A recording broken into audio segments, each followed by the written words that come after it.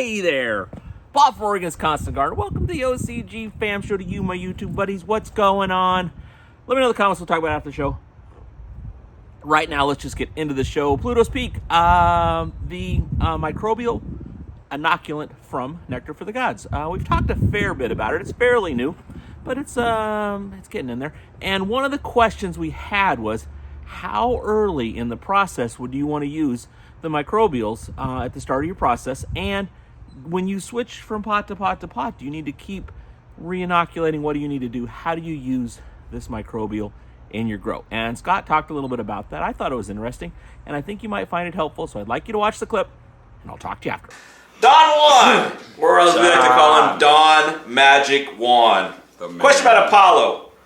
I am in veg and not in my final pot.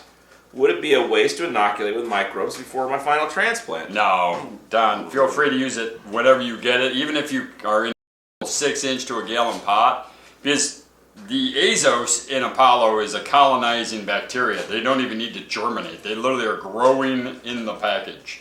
So like if you open your package and it's rock hard, break off a chunk. That azos is literally consuming everything. So once you add it into a small pot, those azos will continue to multiply and divide, and they will keep colonizing in there. So even if you take that little pot and put it in a 7-gallon pot, they're just going to go out and colonize more. You can re-inoculate if you need to or want to. I don't think you need to, really. I mean, one inoculation of azos should be all you need for nitrogen fixing. So you don't need to?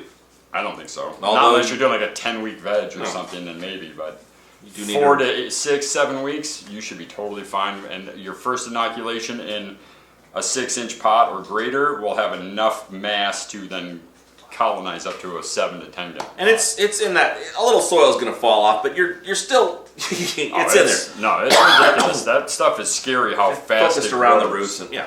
When we first got our first ton from Mark at Green Grow and we landed it, we packaged off, 25 pounds on little packages for everyone to use samples. And then we went back to go package more, and the thing was a giant brick. And he's like, oh, we didn't ship it in buckets. He's like, that has to be airtight because it will suck moisture out of the air, and then the bacteria will just start growing.